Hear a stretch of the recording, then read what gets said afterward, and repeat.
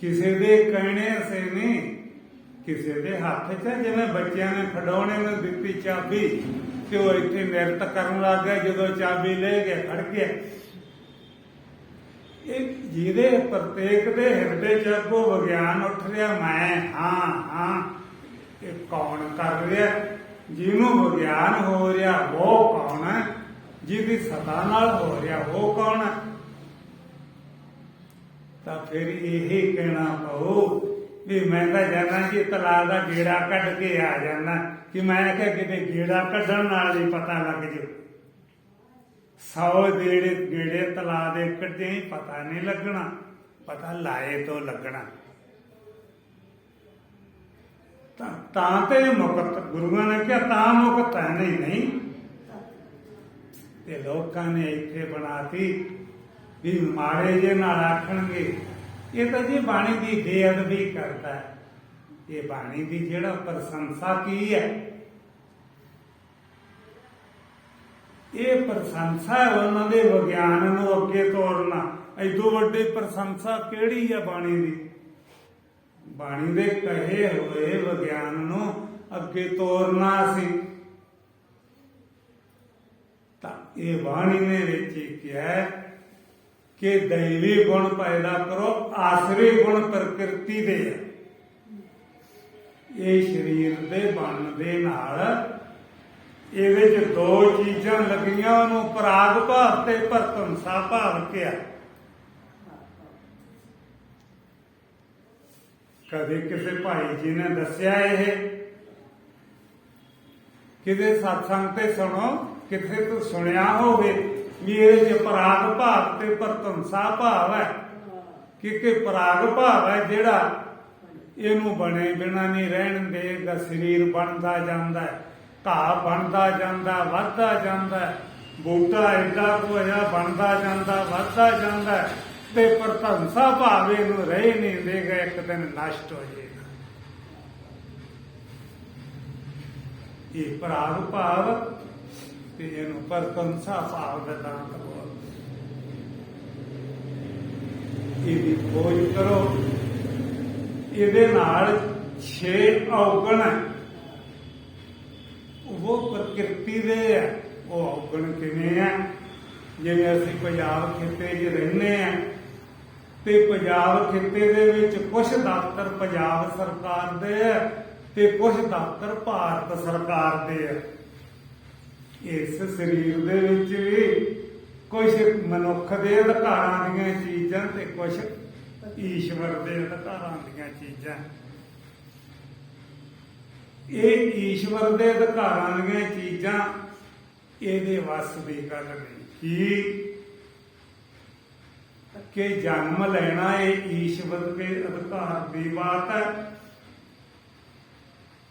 ਤੇ ਵੱਧਦੇ ਜਾਣਾ ਇਹ ਈਸ਼ ਪ੍ਰਕਿਰਤੀ ਦੇ ਅਧਿਕਾਰ ਦੀ ਬਾਤ ਹੈ। ਵੱਧਦੇ ਵੱਧਦੇ ਵੱਧਦੇ ਅਕੀਰਤਿਕ ਜਾਣਾ ਜੀਵੇ ਨੂੰ ਵਧਾ ਨਹੀਂ ਸਕਦਾ, ਜੀਵੇ ਨੂੰ ਘਟਾ ਨਹੀਂ ਸਕਦਾ। ਤੇ ਜੀਵ ਦੇ ਅਧਿਕਾਰ 'ਚ ਕੀ ਇਹਦੀ ਪਾਲਣਾ ਕਰਨਾ, ਇਹਨੂੰ ਨਵਾ ਧਵਾ, ਇਹਨੂੰ ਖਾਣਾ ਖਵਾ, ਇਸ ਨੂੰ ਉਸ਼ਣਤਾ ਤੇ ਸੀਤਲਤਾ ਤੋਂ ਬਚਤ ਰੱਖਿਆ ਕਰ, ਇਹ ਇਹਦਾ ਅਧਿਕਾਰ ਹੈ। 6 ਅਧਿਕਾਰ ਇਹਦੇ ਅੰਦਰ ਪ੍ਰਕਿਰਤੀ ਦੇ ਆ। ਕਿਹੜੀ? ਕਾਮ, ਕ੍ਰੋਧ, ਲੋਭ, ਮੋਹ, ਅਹੰਕਾਰ ਤੇ ਈਰਖਾ। ਇਹ ਕਿਤੋਂ ਸਿੱਖ ਕੇ ਨਹੀਂ ਆਉਂਦਾ ਵੀ ਈਰਖਾ ਕਰਨੀ ਸੁਭਾਵ ਹੀ ਅੰਦਰੋਂ ਨਿਕਲਦੀ। ਕ੍ਰੋਧ ਕਿਤੋਂ ਸਿੱਖ ਕੇ ਨਹੀਂ ਆਉਂਦਾ। ਇਹ 5-6 ਜਿਹੜੇ ਆ ਇਹ ਪ੍ਰਕਿਰਤੀ ਦੇ ਨਾ, ਜੀਵ ਦੇ ਵੱਸ ਦੀ ਗੱਲ ਨਹੀਂ। ਜੀਵ ਦੇ ਅਧਿਕਾਰ ਦੀਆਂ ਚੀਜ਼ਾਂ ਉਹ ਪੈਦਾ ਕਰਨੀਆਂ ਪੈਣਗੀਆਂ। ਕੀ ਕਰਨਾ? ਮੁਦਤਾ, ਮੈਤਰੀ, ਅਪੇक्षा, ਸਤ ਤੇ ਸੰਤੋਖ। ਜਦੋਂ ਇਹ ਪੈਦਾ ਹੋ ਗਏ ਇਹ ਦਬ ਜਾਣਗੇ। ਤਾਂ ਸਾਡੇ 'ਚ ਅਸੀਂ ਵੇਖੋ ਵੀ ਦੈਵੀ ਗੁਣ ਹੈ, ਬਥੇਰਿਆਂ 'ਚ ਹੈਗੇ ਆ। ਦੈਵੀ ਗੁਣ ਪੈਦਾ ਕਰਨਾ। ਇੱਥੇ ਪਸ਼ੂ ਡਿੱਗਿਆ ਪਿਆ ਹੈ, ਲੋਕ ਚੱਕ ਕੇ ਉਹਨੂੰ ਹਸਪਤਾਲ ਲੈ ਜਾਂਦੇ। ਮਾਈ ਭਾਈ ਗਿਰ ਗਿਆ, ਮਾਤਾ ਲਿਆ ਤੈਨੂੰ ਕਿੱਥੇ ਜਾਣਾ, ਤੈਨੂੰ ਮੈਂ ਛੱਡ ਆਉਣਾ। ਇਹ ਸਰੀਰਾਂ ਚ ਕਰਨਾ, ਇਹ ਗੁਣ ਹੈ ਤਾਂ ਲਿਜਾਂਦੇ। ਕਿਸੇ ਨੂੰ ਚਾਹ ਪਾਣੀ ਪਿਆਉਣਾ, ਬਈ ਐ ਨਹੀਂ ਜਾਣ ਦੇਣਾ, ਠੰਡ ਚਾਹ ਪੀ ਕੇ ਜਾਏ, ਇਹ ਗੁਣ ਹੈ। ਪਰ ਇਹ ਸੁੱਤੇ ਹੋਏ ਗੁਣ ਹੈ, ਇਹ ਜਾਗਰੂਕ ਕਰਨੇ ਪੈਂਦੇ ਆ। ਜਿੰਨਾ ਚਿਰ ਅਸੀਂ ਜਾਗਰੂਕ ਨਹੀਂ ਕਰਦੇ, ਉਹਨਾਂ ਚਿਰ ਇਹ ਗੁਣ ਮੇਰਾ ਫਾਇਦਾ ਨਹੀਂ ਕਰਦੇ। ਤੇ ਅਸੀਂ ਵੇਖਣਾ ਹੈ ਅੱਗੇ ਇੱਕ ਪੰਜ ਦੇ ਦੋਸ਼ ਵੀ ਤੁਹਾਨੂੰ ਕਿਸੇ ਨੇ ਦੱਸਿਆ। ਗੁਰਦੁਆਰੇ ਗਿਆ ਨੂੰ ਵੀ 5 ਦੋਸ਼ ਹੈ, ਬਾਣੀ ਤਾਂ ਆਦੀ ਹੈ। ਆਖੇ 5 ਦੋਸ਼ ਅਸਾਧ ਜਾਂ ਕੇ ਤਾਂ ਕੀ ਕੇਤਕ ਆਸ। ਜਿਹਦੇ ਚ 5 ਦੋਸ਼ ਹੈ, ਦੋਸ਼ ਤਾਂ ਇੱਕ ਹੀ ਇਹਦੀ ਬੁਰੀ ਗਤੀ ਕਰ ਦਿੰਦਾ ਹੈ। ਬਾਣੀ ਆਦੀ ਇਹਦਾ ਕੀ ਹਾਲ ਹੁੰਦਾ ਹੋਊਗਾ ਸਰੀਰ ਧਾਰੀ ਦਾ। ਉਹ ਦੋਸ਼ ਕਰਕੇ ਕਈ ਸਾਡੇ ਕੋਲੇ ਆਦੇ ਵੀ ਜੀ ਕਰਦਾ ਸੁਣਦੇ ਵੀ ਐ, ਸਮਝ ਚ ਨਹੀਂ ਪੈਂਦਾ। ਉਹਦਾ ਕਹਿਣਾ ਠੀਕ ਹੈ, ਆਪਣੀ ਵੇਦਨਾ ਬਤਾਉਂਦਾ, ਪਰ ਉਹ ਇਹ ਨਹੀਂ ਦੋਸ਼ਾ ਮੁਕਤ ਨਹੀਂ ਗਏ ਉਹ ਕਹਿਣੇ ਸੇ ਵੀ ਇਹ ਦੋਸ਼ ਕਿਹੜੇ ਆ। 3 ਦੋਸ਼ ਵਰਤਮਾਨ ਦੇ। 3 ਦੋਸ਼ ਵਰਤਮਾਨ ਦੇ ਕਿਹੜੇ ਆ ਕਿ ਵਿਸ਼ੇ ਅਸਕਤੀ, ਮੈਂ ਨਾ ਪਦਾਰਥ ਇਕੱਠੇ ਕਰਨ ਵਿੱਚ ਇਹਦੀ ਦੌੜ ਹੈ। ਬੁੱਧੀ ਦੀ ਮੰਦਤਾ ਤੇ ਭੇਦਵਾਦੀਆਂ ਦੇ ਵਚਨ, ਇਹ 3 ਨੋਟ ਕਰ ਲਓ। ਮੈਂ ਕਹਿਣਾ ਨਹੀਂ ਚਾਹੁੰਦਾ, ਕਹਿਣਾ ਪਊ ਤੁਹਾਨੂੰ, ਕੋਈ ਨਹੀਂ ਦੱਸੇਗਾ। ਦੱਸਿਆ ਹੁੰਦਾ ਤਾਂ 50 ਸਾਲ ਹੋ ਗਏ, ਹੁੰਦਾ ਨਾ ਕਿਸੇ ਦੇ ਅੰਦਰ ਇਹ ਸੰਸਕਾਰ। ਵਿਸ਼ੇ ਸ਼ਕਤੀ, ਪਦਾਰਥ ਇਕੱਠੇ ਕਰਨ ਦੀ ਲਾਲਚ, ਬੁੱਧੀ ਦੀ ਮੰਦਤਾ, ਭੇਦਵਾਦੀਆਂ ਦੇ ਵਾਕ, ਭੂਤ ਦੀ ਸਿਮਰਤੀ ਤੇ ਭਵਿੱਖ ਦੀ ਚਿੰਤਾ।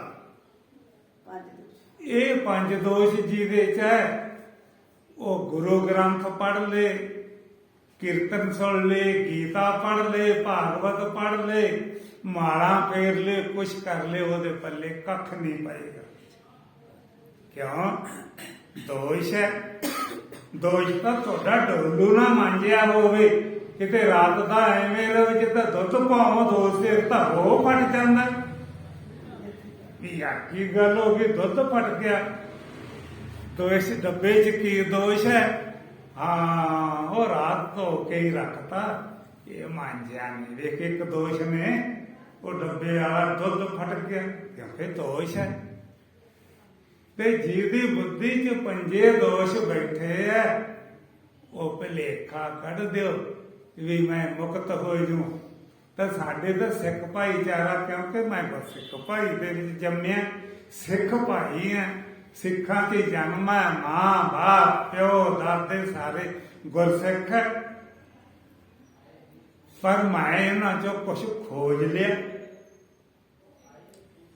ਤਾਂ ਇੱਥੋਂ ਇਹ ਪਤਾ ਲੱਗਦਾ ਵੀ ਇਉਂ ਨਹੀਂ ਆਦੇ ਇਹਨੂੰ। ਵੇਖ ਬਈ, ਆਪਣੇ ਅੱਗੇ ਸੰਗੀ ਸਾਥੀ ਭੈਣ ਭਰਾ ਕਿੰਨੇ ਮਰ ਗਏ, ਉਹ ਸਭ ਨਰਕ ਦੀ ਗਤੀ ਚ ਪ੍ਰਾਪਤ ਹੋ ਗਏ। ਉਹ ਬੋਲਦੇ ਆ ਗੁਰੂ ਚਰਨਾਂ ਚ ਜਾ ਵਜੇ। ਭਲਾ ਕਿੱਥੋਂ ਤੀਕ ਹੈ ਗੁਰੂ ਦੇ ਚਰਨ, ਕਿੱਥੇ ਹੈ? ਤੁਸੀਂ ਕੋਈ ਵੀ ਨਹੀਂ ਬੋਲਦਾ। ਫਲਾਨਾ ਸਿੰਘ ਗੁਰੂ ਚਰਨਾਂ ਚ ਵਿਰਾਜ ਮਾਜਿਆ। ਕੁਛ ਤਾਂ ਸੋਚੋ, ਤੁਸੀਂ ਵੀ ਜਿਉਂਦੇ ਜਾਗਦੇ ਆ। ਜਿਹੜੇ ਇਹ ਆਖਣ ਵਾਲਾ ਉਹ ਵੀ ਇਹ ਪੋਥੀਆਂ ਪੜ੍ਹਦੇ, ਤੁਸੀਂ ਵੀ ਪੜ੍ਹਦੇ। ਕਿੱਥੇ ਗੁਰੂ ਦੇ ਚਰਨ? ਗੁਰੂ ਗੋਬਿੰਦ ਸਿੰਘ ਦੀ ਬਾਣੀ ਚ ਹੁੰਦਾ ਕਿ ਨਾ ਚਰਨ ਕਿਹੜੇ ਆ? ਚਿੱਤ ਚਰਨ ਨਾਮ। ਜਿਹੜਾ ਗੁਰੂ ਦਾ ਗਿਆਨ ਹੈ, ਇਹ ਹੀ ਚਰਨ ਹੈ। ਤੁਸੀਂ ਸਮਝਦੇ ਕਿਤੇ ਲੱਤਾਂ ਵੱਡੀਆਂ ਵੱਡੀਆਂ ਕਰਕੇ ਇੱਕ ਪਹਾੜ ਨੂੰ ਗੁਰੂ ਲਾਈ ਬੈਠਾ ਹੈ, ਇੱਧਰ ਨੂੰ ਲਾਈ ਬੈਠਾ ਹੈ। ਉਹ ਚਰਨਾਂ 'ਚ ਸਿੱਖ ਹੋਰੀ ਜਾ ਵੜਦੇ ਆ, ਉਹ ਭਲੇਖੇ ਕੱਢੋ ਭਰਿਓ, ਤੁਹਾਨੂੰ ਗੁਰੂ ਗ੍ਰੰਥ ਬਾਣੀ ਮਿਲੀ ਹੈ ਉਹਦੇ ਭਰਮ ਦੂਰ ਕਰਨ ਵਾਸਤੇ ਕਿ ਹੋਰ ਭਲੇਖੇ ਪਾਉਣ ਵਾਸਤੇ। ਕੱਢੋ ਹਿਰਦੇ 'ਚੋਂ ਭਲੇਖਾ, ਕਿਤੇ ਜਾਣਾ ਨੇ, ਨਾ ਕੁਛ ਛੋਡੋ ਨਾ ਕੁਛ ਧਾਰੋ, ਕੇਵਲ ਆਤਮ ਤੱਤ ਵਿਚਾਰੋ। ਮੇਰਾ ਇੱਕ ਬੰਦੇ ਸਾਡੇ ਮਿੱਤਰਾਂ ਨਾਲ ਵਿਚਾਰ ਹੋ ਗਿਆ ਕਿਤੇ, ਵੇਖੋ ਇੱਕ ਅੰਮ੍ਰਿਤ ਤੇ ਇੱਕ ਜ਼ਹਿਰ, ਐ ਫਰਕ ਹੈ ਇੱਕ ਭਿਖਾਰੀ ਦਾ ਤੇ ਜਿਵੇਂ ਰਾਜੇ ਦਾ ਫਰਕ ਹੈ, ਆਪਸ ਵਿੱਚ ਇੰਨਾ ਫਰਕ ਹੈ ਇਹਨਾਂ ਦਾ, ਅੰਮ੍ਰਿਤ ਤੇ ਜ਼ਹਿਰ ਦਾ। ਤਾਂ ਵਿਚਾਰ ਕਰੋ ਵੀ ਜ਼ਹਿਰ ਹੈ ਜਿਹੜਾ, ਕੋਈ ਵੀ ਚੁੰਡੀ ਭਰ ਕੇ ਕਿਸੇ ਦੇ ਖਾਣੇ ਦੇ ਵਿੱਚ ਪਾ ਦੇ ਤਾਂ ਉਹ ਜ਼ਹਿਰ ਉਹਦੀ ਬੁਰੀ ਗਤੀ ਕਰਕੇ ਉਹਦੀ ਮ੍ਰਿਤੂ ਹੋ ਜਾਂਦੀ ਹੈ। ਤਾਂ ਚਾਹੇ ਉਹਦੇ ਚੋਂ ਦਾੜੀ ਕੇਸ ਵਾਲਾ ਪਾ ਦੇ ਤੇ ਚਾਹੇ ਜਿਹਦੀ ਦਾੜੀ ਕੇਸ ਮੁੰਡਣ ਹੈ ਉਹ ਜ਼ਹਿਰ ਦੀ ਚੁਟਕੀ ਉਹਦੇ ਖਾਣੇ 'ਚ ਪਾ ਦੇ, ਦੋਨਾਂ 'ਚੋਂ ਕੋਈ ਪਾ ਦੇ, ਜਦੋਂ ਖਾਣਾ ਖਾਏਗਾ ਉਹਦੀ ਮ੍ਰਿਤੂ ਹੋ ਜਾਊਗੀ। ਤੇ ਅੰਮ੍ਰਿਤ ਇਸ ਜ਼ਹਿਰ ਤੋਂ ਹਜ਼ਾਰਾਂ ਗੁਣਾ ਚੰਗਾ ਹੈ। ਇਹ ਜੀ ਉਹ ਸ਼ਿਕਾਇਤ ਜਿਹਦਾ ਦਾੜੀ ਹੈ ਤਾਂ ਇਹ ਫਲੀ ਉਹ ਤੋਂ ਮੋਨੇ ਮੂੰਹ ਵਾਲੇ ਦਾ ਨਹੀਂ ਹੋਣਾ। ਜ਼ਹਿਰ ਜਦੋਂ ਦੋਵਾਂ ਤੋਂ ਕੰਮ ਕਰਦਾ, ਇਹ ਤੁਹਾਨੂੰ ਸੱਚੀ ਗੱਲ ਨਹੀਂ ਦੱਸੀ। ਅੰਮ੍ਰਿਤ ਕੌੜਾ ਦੇਖਿਆ ਮਿੱਠੀ, ਅੰਮ੍ਰਿਤ ਕੀ ਹੈ? ਅੰਮ੍ਰਿਤ ਆਤਮਾ, ਨਾ ਜੰਮਦਾ ਨਾ ਮਰਦਾ। ਜ਼ਹਿਰ ਕੀ ਹੈ? ਆ ਤੁਸੀਂ ਵਿਚਾਰੋ, ਤੁਹਾਡੇ ਵੱਸ ਕੁਛ ਵੀ ਨਹੀਂ, ਜਿਹੜਾ ਵੱਸ ਹੈ ਉਹ ਕਰਦੇ ਨਹੀਂ। ਆ ਜਿਹੜੇ ਬਜ਼ੁਰਗ ਸਰੀਰ ਬੈਠੇ, ਇਹ ਬਾਲਪਨ ਸੀ ਕਿ ਨਹੀਂ? ਤਾਂ ਸਾਰਿਆਂ ਨੂੰ ਪਤਾ ਹੈ ਇਹ 5-5 6 ਦੇ ਬੱਚੇ ਸੀ, ਇੰਨੇ ਸਾਲਾਂ ਦੇ ਵਿੱਚ ਖੇਡਦੇ ਮਲਦੇ ਸੀ ਤੇ ਇਹ ਜਵਾਨ ਹੋ ਗਿਆ ਜਦੋਂ ਇਹਦੇ ਬਾਲਪਨ ਨੂੰ ਕੌਣ ਖਾ ਗਿਆ? ਤੁਹਾਨੂੰ ਪਤਾ ਲੱਗਿਆ ਵੀ ਬਾਲਪਨ ਕਿੱਧਰ ਗਿਆ? ਫਿਰ ਇਹ ਪਤਾ ਲੱਗਿਆ ਬਡੋਪੇ ਜਿਹੜੇ ਆ ਬੱਜੇ ਬੁੱਢੇ ਬੈਠੇ ਆ ਹਾਂ ਹਾਂ ਕਰਦੇ ਸਰੀਰ, ਇਹਨਾਂ ਨੂੰ ਪੁੱਛੋ ਜਵਾਨੀ ਕੌਣ ਖਾ ਗਿਆ? ਕੌਣ ਲੈ ਗਿਆ ਕੱਢ ਕੇ? ਤਾਂ ਫਿਰ ਹੁਣ ਇਹਦਾ ਵੀ ਬੁਢਾਪਾ ਆ ਗਿਆ ਤੇ ਤੈਨੂੰ ਇਹਦਾ ਵੀ ਨਹੀਂ ਪਤਾ ਲੱਗਣਾ ਬੁਢਾਪੇ ਨੂੰ ਕੌਣ ਲੈ ਜਾਂਦਾ। ਤੇ ਤੈਨੂੰ ਪਤਾ ਕਾਹਦਾ? ਕੁਛ ਪਤਾ ਲਾਓ। ਗੁਰੂਆਂ ਨੇ ਇਹਨੂੰ ਕਿਹਾ ਕਿ ਇੱਕ ਦਾਜੇ, ਇੱਕ ਦੱਬੀਏ, ਇੱਕ ਨਾ ਕੁੱਤੇ ਖਾਏ, ਇੱਕ ਪਾਣੀ ਵਿੱਚ ਸਿੱਟੀਏ, ਇੱਕ ਭੀ ਫਿਰ ਹੱਸਣ ਪਾਏ। ਦੇਖ ਸਾਹਮਣੇ ਇੱਕ ਦੱਬੇ ਗਏ ਕਵਰ 'ਚ, ਇੱਕ ਚੱਕੇ ਨੇ ਕਿਸੇ ਨੇ ਕੁੱਤੇ ਖਾ ਗਏ, ਇੱਕ ਚਲਾ ਕੇ ਮਾਰੇ ਲਵਾਰਸ ਪਾਣੀ 'ਚ ਦੜਮ ਦੇਣੇ, ਤੇ ਇੱਕ ਜਿਹੜੇ ਬਾਕੀ ਰਹਿ ਗਏ ਉਹ ਫੇਰ ਤਾੜੀਆਂ ਮਾਰ ਮਾਰ ਕੇ ਉਵੇਂ ਹੱਸੀ ਜਾਂਦੇ। ਯਾਰ ਤੈਨੂੰ ਇਹ ਨਹੀਂ ਪਤਾ ਲੱਗਿਆ, ਕਦੇ ਕਿਸੇ ਦੇ ਮਗਰ ਨਹੀਂ ਗਿਆ ਮ੍ਰਿਤੂ ਦੇ ਸਰੀਰ ਦੇ। ਅੱਛਾ ਕਈ ਆਖਣਗੇ ਜੀ ਮ੍ਰਿਤੂ ਦੀਆਂ ਨਾ ਸੁਣਾਓ, ਚਲੋ ਮੈਂ ਜਿਉਂਦੇ ਦੀਆਂ ਸੁਣਾ ਦੇਣਾ, ਜਿਉਂਦੇ ਰਹੋਗੇ ਜਿੰਨੇ ਬੈਠੇ, ਕੋਈ ਫਿਕਰ ਹੈ? ਓਏ ਸੱਚੀ ਗੱਲ ਸੁਣੋ, ਇਹ ਆਪ ਹੀ ਮ੍ਰਿਤੂ ਹੈ। ਜਿਹੜੀ ਰੋਟੀ ਹੈ ਇਹ ਵੀ ਮ੍ਰਿਤੂ ਹੈ, ਜਿਹੜਾ ਪਾਣੀ ਹੈ ਇਹ ਵੀ ਮ੍ਰਿਤੂ ਹੈ, ਜਿਹੜੇ ਸਾਗ ਸਬਜ਼ੀਆਂ ਫਲ ਫਰੂਟ ਹੈ ਇਹ ਵੀ ਮ੍ਰਿਤੂ ਹੈ, ਜਿਹੜੀ ਕਰਦਾ ਇਹ ਵੀ ਮ੍ਰਿਤੂ ਹੈ, ਜਿਹੜੀ ਸੜਾਈ ਹੈ ਇਹ ਵੀ ਮ੍ਰਿਤੂ ਹੈ। ਕਿਉਂ? ਜਿਹਦੇ ਚੁੱਭ ਗਈ ਉਹ ਹੀ ਮਰ ਜਾਂਦਾ। ਕਰਦ ਚੁੱਭ ਗਈ ਆਪਣੀ ਕਰਦ ਨੇ ਪੇਟ ਪਾੜ ਜਾਂਦਾ, ਮਰ ਗਿਆ। ਜ਼ਿਆਦੇ ਖਾ ਕੇ ਮਰ ਗਿਆ, ਭੁੱਖਾ ਮਰ ਗਿਆ, ਭੁੱਖ ਵੀ ਮ੍ਰਿਤੂ ਹੈ ਤੇ ਖਾਣਾ ਵੀ ਮ੍ਰਿਤੂ ਹੈ। किस मृत्यु तो बचेगा, किथे नहीं मृत्यु। ये भी रूप रेखा जान ला तो तैथों मृत्यु डर जेगी। पछाणता है ना तू अमृत नू पछाणिया ना मृत्यु नू पछाणिया, तां पछाणिया कि आपके बच्चों नू पछाणिया, आपके नातेदारां नू पछाणिया, ਤਾਂ ਇਹ ਹੋਏਗਾ ਉਹ ਸਰੀਰ ਵੀ ਇਹੀ ਹੈ ਜਿਹੜੇ ਇਹ ਹੈ। ਤਾਂ ਕਿਸ ਨੂੰ ਪਛਾਣਿਆ? ਪਛਾਣਨਾ ਨੂੰ ਇਹ ਕਿੱਥੋਂ ਪੈਦਾ ਹੋਏ। ਵੇਖੋ ਅਸੀਂ ਲੋਕ ਭੈਣ ਭਾਈ ਮੇਰੇ ਤੋਂ ਹੁੰਦੇ, ਅਸੀਂ ਜਾਂਦੇ ਆ ਨਾਲ, ਸਾਡਾ ਸੰਬੰਧ ਹੈ, ਸ਼ਮਸ਼ਾਨ ਘਾਟ ਦੇ ਵਿੱਚ ਨਾਲ ਜਾਂਦੇ ਤੇ ਸਾਨੂੰ ਜਾਣਾ ਪੈਂਦਾ। ਤਾਂ ਕਦੇ ਵਿਚਾਰਿਆ ਵੀ ਜਿੱਥੋਂ ਮੈਂ ਹੋ ਕੇ ਮੁੜ ਚੱਲਿਆ ਇੱਥੇ ਇਸੇ ਤਰ੍ਹਾਂ ਇੱਕ ਦਿਨ ਇਹ ਫੇਰ ਮੈਨੂੰ ਲਿਆਉਣਗੇ ਇਸ ਨੂੰ, ਕਿਉਂਕਿ ਮੈਂ ਇਹਨੂੰ ਹੀ ਮੈਂ ਆ ਨਾ। ਸੰਸਾਰ ਹੋਣਾ ਚਾਹੀਏ। ਅੱਜ ਹੀ ਮੈਂ ਇੱਕ ਨੂੰ ਆਖਿਆ, ਕੋਈ ਸਾਡੇ ਬੰਧੂਆਂ ਦੇ ਸੀ ਫੋਨ ਆਇਆ ਕਿ ਵੀ ਚਲੇ ਗਏ ਜੀ ਉਹ ਉੱਥੇ, ਦੂਜੇ ਪਰਿਵਾਰ ਨੇ ਆਉਣਾ ਸੀ। ਉਹ ਕਹਿੰਦੇ ਅਜੇ ਨਹੀਂ ਗਏ, ਅਜੇ ਫੇਰ ਜਾਵਾਂਗੇ ਜੇ ਤਾਂ ਭੋਗ ਦੇ ਪੱਤਰੇ ਪੜੀ ਜਾਂਦੇ। ਤੇ ਭੋਗ ਕਾਸ ਨੂੰ ਆਨੇ, ਤੂੰ ਤਾਂ ਭੋਗ ਦੇ ਪੱਤਰਿਆਂ ਤੇ ਵੀ ਨਹੀਂ ਜਾਣ ਨੂੰ ਤਿਆਰ, ਅਜੇ ਤੱਕ ਭੋਗ ਦੇ ਪੱਤਰੇ ਹੀ ਪੜੀ ਦੇ, ਤੇ ਫਿਰ ਤੂੰ ਕਿੱਥੇ ਚੱਲਿਆ? ਆਖੋਗੇ ਮੈਂ ਉਹਨਾਂ ਦੇ ਭੋਗ ਤੇ ਚੱਲਿਆ। ਸੋਚੋ ਜੇ ਭੋਗ ਦੇ ਬਹਾਨੇ ਨਾਲ ਹੀ ਤੈਨੂੰ ਕੁਝ ਸੁਣਨ ਨੂੰ ਮਿਲਿਆ ਸੀ ਤਾਂ 10 ਮਿੰਟ ਪਹਿਲਾਂ ਜਾ। ਨਹੀਂ, ਖਿਆਲ ਰੱਖੀ ਜਦੋਂ ਅਰਦਾਸ ਕਰਨ ਲੱਗੀ ਉਦੋਂ ਭੱਜ ਕੇ ਵੜ ਜਾਂਦੇ। ਇੱਕ ਤਾਂ 10 ਰੁਪਈਏ ਬਚ ਜਾਂਦੇ ਜਿਹੜਾ ਇਹਨੂੰ ਟੈਕਸ ਲਾਇਆ ਜਾਣ ਤੇ ਇੱਕ ਵਿੱਚ ਖੜ ਜਾਂਦੇ, ਛੇਤੀ ਆ ਜਾਂਦੇ। ਉਹ ਭਲਿਓ ਸੋਚੋ, ਭੱਜ ਕੇ ਜਿੱਥੇ ਚੱਲਿਆ ਉੱਥੇ ਕੀ ਹੈ ਤੇ ਇੱਥੇ ਕੀ ਨਹੀਂ। ਤਾਂ ਗੁਰੂ ਲੋਕਾਂ ਨੇ ਇਹ ਗੱਲ ਇਹਨੂੰ ਸਮਝਾਈ ਹੈ ਕਿ ਵਿਚਾਰੋ ਕਿ ਕੀ ਤੇਰਾ ਆ ਘਰ ਹੈ, ਲੱਖ ਯਤਨ ਕਰ ਲੋ, ਤੁਸੀਂ ਭੈਣ ਭਾਈ ਨੂੰ ਵਿਰੋਧ ਹੋ ਕੇ ਕਹਿ ਦਿਓਗੇ ਸਾਡੇ ਘਰੇ ਨਾ ਵੜੀ। ਇਹ ਘਰ ਹੈ ਜਿਹੜਾ ਅਨੇਕਾਂ ਕਿਰਮੇ ਦੇ ਵਿੱਚ ਫਿਰਦੇ ਜਿਹੜੇ ਸੂਸ਼ਮ ਜਿਹੜੇ ਇਹਦੇ ਅਧਿਕਾਰੀ ਆ, ਮੱਖੀ ਮੱਛਰ ਵੀ ਇਹਦੇ 'ਚ ਰਹਿ ਰਿਹਾ, ਨਾਨਾ ਪ੍ਰਕਾਰ ਦੇ ਜੰਤੂ ਰਹਿ ਰਹੇ ਆ ਕਿ ਇਹ ਸਾਰਿਆਂ ਦਾ ਸਾਂਝ ਹੈ। ਇਹਦਾ ਘਰ ਗੁਰੂਆਂ ਨੇ ਬਾਣੀ 'ਚ ਕੀ ਕਿਹਾ? ਗੁਰੂਆਂ ਨੇ ਇਹਨੂੰ ਘਰ ਵਾਲਾ ਨਹੀਂ ਆਖਿਆ। ਔਰ ਮੈਂ ਤੁਹਾਨੂੰ ਇੱਕ ਸੰਤਾਂ ਦਾ ਸ਼ਲੋਕ ਸੁਣਾਉਣਾ। ਸੰਤਾਂ ਨੇ ਕੀ ਕਿਹਾ? ਸੰਤ ਕਹਿੰਦੇ ਕਿ ਜਨਮਤ ਹੀ ਦਾਰਾਂ ਖੋਇਓ, ਬੜੇ ਹੋਤ ਹੀ ਭਾਨ, ਬਿਰਧ ਪਇਓ ਤੋ ਸਭ ਕੁਛ ਖੋਇਓ, ਸਤ ਸੇ ਵੈਰੀ ਕੌਣ।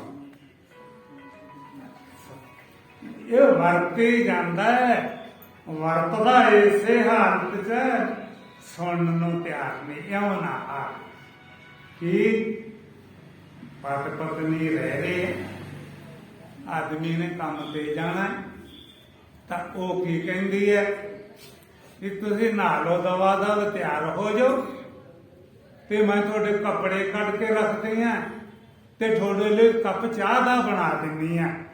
ਉਹ ਭਾਈ ਨਹਾ ਕੇ ਆਇਆ, ਉਹਨੇ ਮਦਦ ਕੀਤੀ, ਉਹਦੇ ਕੱਪੜੇ ਕੱਢਤੇ ਤੇ ਚਾਹ ਦਾ ਕੱਪ ਸਰਾਣੇ ਰੱਖਤਾ। ਉਹਨੇ ਚੱਕਿਆ ਸਾਈਕਲ ਸਕੂਟਰ ਤੇ ਟਾਈਮ ਨਾਲ ਹੀ ਆਪਣੇ ਜੌਬ ਤੇ ਚਲਿਆ ਗਿਆ। ਕਿੰਨੀ ਮਦਦ। ਤੇ ਜਦੋਂ ਹੋ ਗਿਆ ਬਾਲ ਤਾਂ ਉਹ ਘਰ ਵਾਲੀ ਨੂੰ ਕਹਿਣਾ ਪਊਗੇ ਨਾਲ ਉੱਠਦਾ ਤੇ ਹੁਣ ਤਾਂ ਆਪੇ ਹੀ ਚਾਹ ਬਣਾ ਲਈ, ਕੱਪ ਤੇ ਲੀੜੇ ਵੀ ਆਪੇ ਸਿੱਧੇ ਕਰ ਲਈ। ਜੇ ਪ੍ਰੈਸ ਦਾ ਆਦਤ ਹੈ ਤਾਂ ਫਿਰ ਸੰਤ ਨੇ ਕੀ ਆਖਿਆ? ਅਖੇ ਜਨਮਤਿ ਹੀ ਦਾਰਾਂ ਖੋਇਓ, ਜਨਮ ਦੇ ਘਰ ਵਾਲੀ ਖੋਲੀ ਕਿ ਨਹੀਂ ਖੋਲੀ। ਅਟਪਟੂ ਜੇ ਬਚਨ ਹੈ ਤੁਹਾਨੂੰ ਸੱਚੇ ਲੱਗਣਗੇ। ਤੇ ਵੱਡੇ ਹੋਤ ਹੀ ਭਾਵਨ, ਜਦੋਂ ਹੋ ਗਿਆ ਵਾਵਾ ਮੁੱਛਾਂ ਜੀਆਂ ਲੈਣ ਲੱਗ ਗਈਆਂ, ਉਦੋਂ ਆਪ ਕਹਿੰਦੀ ਇਸ ਕਮਰੇ 'ਚ ਨਾ ਵੜਿਆ ਕਰੋ, ਮੇਰੇ ਆਪ ਯਾਰ ਜੁੱਟ ਆਉਂਦੇ ਤਾਂ ਖੋਲਿਆ ਕਿ ਨਹੀਂ ਇੱਕ ਕਮਰਾ। ਜਨਮਤ ਹੀ ਧਾਰਾਂ ਖੋਇਓ, ਬੜੇ ਹੋਤ ਹੀ ਭਾਨ, ਤੇ ਬਿਰਧ ਭਇਓ ਤੋ ਸਭ ਕੁਛ ਖੋਇਓ। ਪੈਲੀ ਨਾ ਕਰਾ ਲੈਂਦੇ ਐ, ਦੁਕਾਨਾਂ ਨਾ ਕਰਾ ਲੈਂਦੇ ਐ, ਘਰ ਦੁਆਰ ਨਾ ਕਰਾ ਲੈਂਦੇ ਐ, ਤਾਂ ਫਿਰ ਸਮਝ ਲਓ ਇਹ ਗਤੀ ਇਹਦਾ ਘਰ ਹੈ ਇਹ। ਤਾਂ ਫਿਰ ਇਹ ਜਦੋਂ ਕਿਸੇ ਬੇਘਰੇ ਦੇ ਨਾਲ ਸ਼ਮਸ਼ਾਨ ਚ ਜਾਂਦਾ ਹੈ, ਤਾਂ ਅੱਗੋਂ ਕਬਰ ਚੋਂ ਆਵਾਜ਼ ਆਉਂਦੀ ਹੈ, ਇਹ ਸੁਣਦਾ ਨਹੀਂ। ਅਗਰ ਸੁਣਿਓ ਕਿਤੇ ਗਏ ਤਾਂ ਆਵਾਜ਼ ਆਏਗੀ ਤੁਹਾਨੂੰ, ਕੀ ਆਊਗੀ? ਅਗੇ ਗੌਰ ਨਮਾਣੀ ਸਤ ਕਰੇ, ਨੇਕ ਘਰਿਆ ਘਰ ਆਓ। ਓਏ ਨੇਕ ਘਰਿਆ, ਤੇਰੇ 4 ਮੁੰਡੇ ਐ ਤੇ ਘਰ ਦੇ ਤੇਰੇ 4 ਕਮਰੇ, ਤੇ ਤੇਰਾ ਕਿੱਥੇ ਆ ਓਏ? ਉਹ ਤਾਂ 4 ਕਮਰੇ 4 ਮੁੰਡਿਆਂ ਦੇ ਤੇ ਬਹੂ ਦੇ, ਤੇਰਾ ਕਿੱਥੇ ਹੈ? ਤਾਂ ਕਬਰ ਨੇ ਆਖਿਆ ਆ ਜਾ, ਤੇਰਾ ਆਹ ਹੀ ਹੈ। ਗੌਰ ਨਮਾਣੀ ਸਤ ਕਰੇ, ਨੇਕ ਘਰਿਆਂ ਘਰ ਆਓ।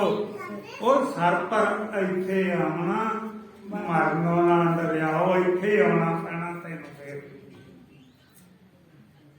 ਇਹ ਬਾਣੀ ਹੈ ਜਿਹੜੀ ਸਾਨੂੰ ਕੋਈ ਸੰਤੋਖ ਵਿਰਾਗ ਕਰਾਉਣ ਵਾਸਤੇ ਹੈ। ਅਗਰ ਅਸੀਂ ਸੰਤੋਖ ਵਿਰਾਗ ਨਹੀਂ ਕਰਦੇ ਤਾਂ ਫਿਰ ਐਵੇਂ ਕੀ ਲੈਣ ਜਾਂਦੇ? ਜ਼ਿੰਦਗੀ ਨਿਕਲ ਗਈ ਗੁਰਦੁਆਰਿਆਂ 'ਚ, ਜ਼ਿੰਦਗੀ ਨਿਕਲ ਗਈ ਮੰਦਿਰਾਂ 'ਚ। ਸੰਤੋਖ ਕਰੋ। ਕਿਸੇ ਆਦਮੀ ਨੇ ਇਹ ਨਿਯਮ ਬਣਾਇਆ ਹੋਵੇ ਵੀ ਮੇਰਾ ਘਰ ਹੈ ਤੇ ਉੱਤੇ ਇੱਕ ਚਵਾਰਾ ਬਣ ਜੇ, ਮੈਂ ਇਹ ਤੋਂ ਵੱਧ ਇੱਕ ਕਮਰਾ ਨਹੀਂ ਪਾਲਦਾ। ਮੇਰੇ ਕੋਲੇ 5 ਮਰਲੇ ਦਾ ਘਰ ਹੈ, ਜੇ ਕਿਤੇ ਮੇਰਾ 10 ਮਰਲੇ ਦਾ ਹੋਵੇ ਤਾਂ ਮੈਂ 11ਵਾਂ ਮਰਲਾ ਨਹੀਂ ਚਾਹੁੰਦਾ। ਮੇਰੇ ਕੋਲੇ 50,000 ਰੁਪਈਆ, ਕੋਈ ਕਹਿੰਦਾ ਮੇਰੇ ਕੋਲੇ 5 ਲੱਖ ਹੈ, 5 ਲੱਖ ਜੁੜ ਜੇ ਮੇਰੇ ਕੋਲੇ 6ਵਾਂ 1 ਰੁਪਈਆ ਵੀ ਨਹੀਂ ਚਾਹੁੰਦਾ। ਕੋਈ ਹੈ ਐਸੀ ਬਿਰਤੀ ਬਣਾਈ ਕਿਸੇ ਨੇ? ਤਾਂ ਫਿਰ ਕੀ ਬਣਾਇਆ? ਸੰਤੋਖ ਕਦੋਂ ਆਊਗਾ ਕਬਰ 'ਚ? ਕੋਈ ਸੰਤੋਖੀ ਨਹੀਂ। ਤਾਂ ਗੁਰਬਾਣੀ ਨੇ ਬਾਰ-ਬਾਰ ਆਖਿਆ ਕਿ ਤੇ ਨਾਮ ਸੰਤੋਖੀਆ ਉਤਰੇ ਮਨ ਕੀ ਭੁੱਖ।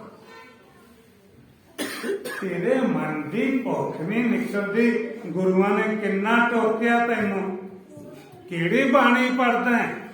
ਮਨ ਭੁੱਖਾ ਭੁੱਖਾ ਮਤ ਕਰੋ। ਮੈਂ ਵੀ ਕੱਲ ਗੱਲ ਹੋਈ, ਸਾਡੀ ਤਾਂ ਹੁੰਦੀ ਹੈ, ਅਸੀਂ ਵਿਚਾਰ ਕਰਨਾ ਹੀ ਕਰਨਾ। ਅਸੀਂ ਜੇ 5 ਹੋਈਏ ਜੇ 50 ਹੋਈਏ।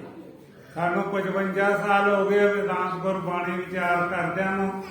ਅਸੀਂ ਬਿਨਾਂ ਨਾਗਾ ਆਪਣੀ ਵਿਚਾਰ ਕਰਦੇ ਹਾਂ, ਔਰ ਬਿਨਾਂ ਨਾਗਾ ਵਿਚਾਰ ਕਰਦਿਆਂ ਹੋਇਆ ਸਾਡਾ ਇਹ ਕਿਸੇ ਤੇ ਅੰਕਸ ਨਹੀਂਗਾ ਵੀ ਜੇ ਅਸੀਂ ਕੋਈ ਬੁਨਿਆਦ ਕਰਨੀ ਹੈ ਵੀ ਖੜ ਜੋ ਅਰਦਾਸ ਹੋ ਜਾਣ ਦਿਓ, ਖੜ ਜੋ ਪ੍ਰਸ਼ਾਦ ਵੰਡਿਆ ਜਾਣ ਦਿਓ। ਉਹ ਸਾਡਾ ਸਾਫ ਹੈ ਭਾਈ, 10 ਮਿੰਟ ਬਹਿ ਸਕਦਾ ਭਾਈ ਜੀ, ਜਦੋਂ ਚਿੱਤ ਮੰਨਿਆ ਉੱਠ ਜੀ, ਕੋਈ ਬੰਦ ਨਹੀਂ ਕਿਸੇ ਨੂੰ।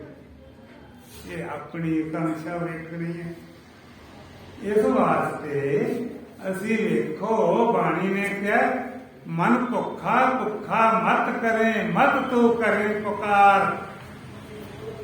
ਤੇ ਕਿਸੇ ਭੈਣ ਭਰਾ ਨੂੰ ਇਹ ਗੱਲ ਕਹਿ ਦਈਏ ਵੀ ਐਂ ਕਰੋ, ਵੀ ਭੈਣ ਭਰਾ ਨੂੰ ਇਹ ਗੱਲ ਆਖੋ ਵੀ ਸਾਡੇ ਜੀ ਸਤਸੰਗ ਹੈ, ਤਾਂ ਤੁਸੀਂ ਭੈਣੇ ਆਓਗੇ ਵੀ ਭਾਈ ਜੀ ਤੁਸੀਂ ਸਾਡੇ ਆਓਗੇ ਤਾਂ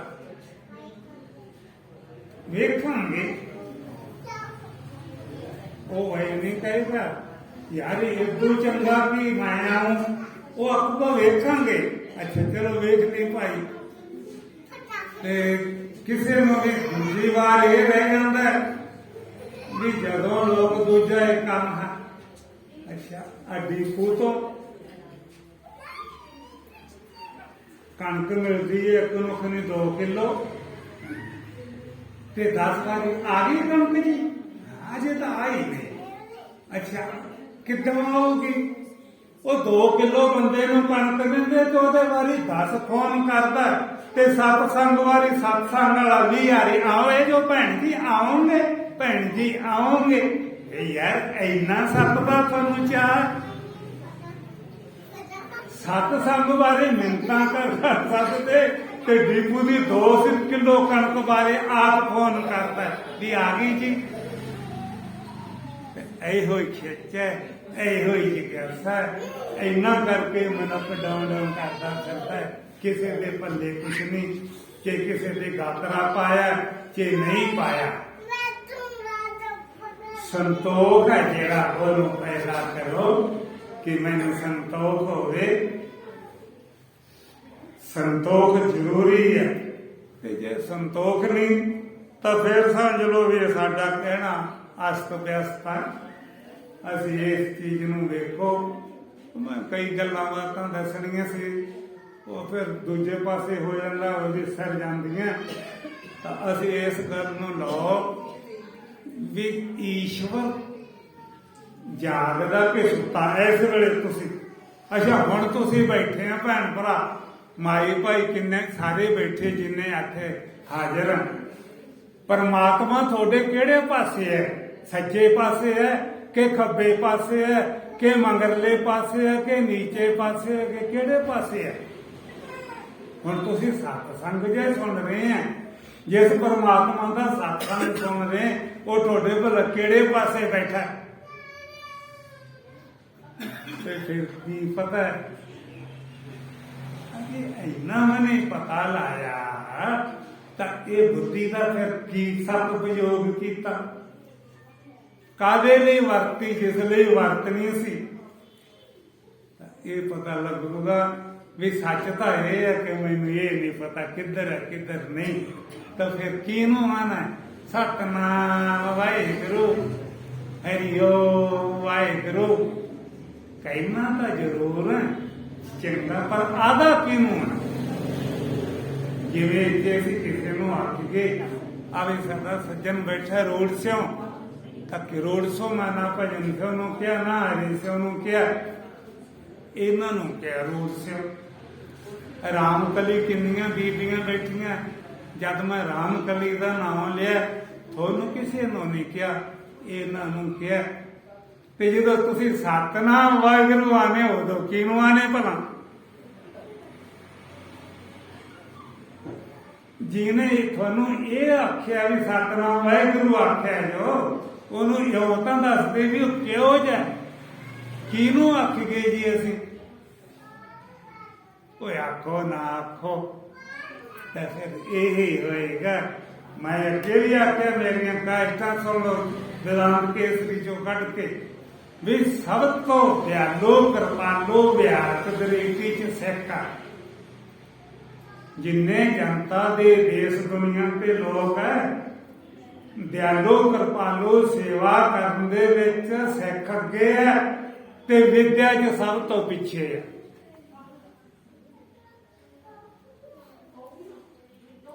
ਅਗਰ ਕਹੋ ਨਹੀਂ ਤਾਂ ਮੈਨੂੰ ਇੱਕ ਨੇ ਆਖਿਆ ਜੇ ਕਿਸੇ ਸਿੱਖ ਨੇ ਆਖਤਾ ਮੈਂ ਆ ਤਾਂ ਸਾਡਾ ਮਿੱਤਰ ਬਣ ਜੂ, ਤੇ ਜੇ ਨਹੀਂ ਆਖੇ ਮੈਨੂੰ ਤਾਂ ਕੁਛ ਨਹੀਂ ਆਉਂਦਾ ਇਤਿਹਾਸ ਸਿਖਾ ਦਿੰਨੇ। ਗੁਰੂਆਂ ਨੇ ਬਾਣੀ ਚ ਕਿਹਾ ਉਹ ਯਾਦ ਕਰੋ, ਅਖੇ ਦਾਨਮ ਪਰਾਪੂਰ ਬੇਣ ਭੁਜੰਤੇ ਮਹੀ ਪਿਤੇ ਵਿਪਰੀਤ ਬੁੱਧਿੰ ਮਿਰਤ ਲੋਕੰ ਨਾਨਕ ਚਿਰੰ ਕਾਲ ਦੁਖ ਭੋਗਤੇ। ਸਾਡੇ ਪੂਰਬਿਆਂ ਵੱਡਿਆਂ ਵਡੇਰਿਆਂ ਦੇ ਦਾਨ ਕੀਤੇ, ਜਿਨ੍ਹਾਂ ਦੇ ਪ੍ਰਭਾਵ ਸੇ ਤੁਹਾਨੂੰ ਵਧੀਆ ਵਧੀਆ ਮਕਾਨ ਰਹਿਣ ਨੂੰ ਮਿਲੇ ਆ। ਤਾਂ ਅੱਗੋਂ ਗੁਰੂ ਕਹਿੰਦੇ ਕਿ ਵਿਪਰੀਤ ਬੁੱਧੀ, ਹੁਣ ਉਸ ਚੀਜ਼ ਨੂੰ ਤੁਸੀਂ ਸੰਭਾਲੋ। ਵਿਪਰੀਤ ਬੁੱਧਿ ਮਿਰਤ ਲੋਕਨ ਨਾਨਕ ਚਿਰਨ ਕਾਲ ਦੁਖ ਭੋਗਤੇ। ਇਹ ਹੁਣ ਵੇਖਣਾ ਅਸੀਂ ਵੀ ਮੇਰੀ ਬੁੱਧੀ ਵਿਪਰੀਤ ਤਾਂ ਨਹੀਂ ਹੋ ਗਈ। ਜਿਹਦੀ ਬੁੱਧੀ ਵਿਪਰੀਤ ਹੈ ਤਾਂ ਇੱਥੋਂ ਇਹ ਲੈਣਾ ਅਸੀਂ ਗਿਆਨ ਹੈ ਜਿਹੜਾ ਸਾਡਾ ਮਾਰਗ ਗਿਆਨ ਪ੍ਰਾਪਤ ਕਰਨਾ ਬ੍ਰਹਮ ਗਿਆਨ ਦਾ। ਤਾਂ ਮੈਂ ਕੋਈ ਹੁਣ ਤੁਹਾਡੇ ਤੇ ਕੁਰਸੀ ਤੇ ਬੈਠਾ, ਕੋਈ ਮੈਂ ਚੌਧਰੀ ਨਹੀਂ ਤੁਹਾਡੇ ਚ। ਅਗੇ ਕੋਬੜ ਛੋਟ ਕਹਿ ਤੇ ਅਬਰਾ ਤੂੰ, ਜਿਹੜਾ ਵੱਡਾ ਛੋਟਾ ਮੰਨੀ ਬੈਠਾ ਉਹ ਤਾਂ ਅਪਰਾਧੀ ਹੈ। ਤੂੰ ਮੈਂ ਤਾਂ ਬੈਠਾ ਉੱਚਾ ਵੀ ਥੋੜਾ ਜਿਹਾ ਇੱਕ ਦੂਜੇ ਦੇ ਦਰਸ਼ਨ ਪਰਸ਼ਨ, ਜਿੰਨਾ ਚਿਰ ਨੇਤਰਾਂ ਦੀ ਜੋਤੀ ਇੱਕ ਦੂਜੇ ਨੂੰ ਛੂਹਦੀ ਰਹੇ ਉਹਨਾਂ ਚਿਰ ਵਿਚਾਰਧਾਰਾ ਬਣਿਆ ਰਹਿੰਦਾ ਤਾਂ ਬੈਠਾ। ਵੈਸੇ ਨਾ ਮੈਂ ਕਿਸੇ ਦਾ ਗੁਰੂ ਹੈ ਤੇ ਨਾ ਮੈਂ ਕਿਸੇ ਦਾ ਚੇਲਾ ਹੈ, ਦੋਨੋਂ ਗੱਲਾਂ ਤੋਂ ਮੁਕਤ ਹਾਂ। ਇਹ ਨਾ ਸਮਝਣਾ ਵੀ ਕਿਸੇ ਦਾ ਗੁਰੂ ਹੋਊਗਾ ਤਾਂ ਇਹ ਵੀ ਨਹੀਂ ਸਮਝਣਾ ਵੀ ਕਿਸੇ ਦਾ ਚੇਲਾ ਹੋਊਗਾ, ਇਹ ਤਾਂ ਬੰਧਨ ਹੈ। ਤਾਂ ਅਸੀਂ ਇਹ ਕਿਹਾ ਸੀ ਇਹ ਸ਼ਬਦ ਯਾਦ ਕਰ ਲੈ ਕਿ ਮੈਂ ਸਤ ਚੇਤਨਾ ਦਾ ਵਿਨਾਸੀ ਹਾਂ, ਮੈਂ ਆਤਮ ਪੁਰਖ का वासी है, नहीं मात पिता का जाया हूँ, ना जन्म धार मैं आया हूँ। इसलिए तेरा ना जन्म होएगा ना मरण होएगा, अमृत हो जाएगा। सो अज का विचार इतने समाप्त करते हैं। माई भाई भैन भरा आए है जेड़े, कईयां नूं गल्लां अच्छियां भी लगियां होणगियां और कईयां नूं भैड़ियां भी लगियां होणगियां। ये दुनिया चंगा ते बुरे जिदा ना ही दुनिया। सो अज का विचार इत्थे है। इन्हां दे पिता जी ने एक बारी सत्संग कराया सी, तो अज गलबात करदे पता लग गया कि 20 साल हो गए ते दर्शनां दी खिच सीगी। चलो इन्हां दे बहाने नाल असीं भैन भरा सारिਆਂ ने अपने विचारां दा आदान प्रदान किया। अज का शब्द इत्थे समाप्त करदे। वाहिगुरू जी का खालसा, वाहिगुरू जी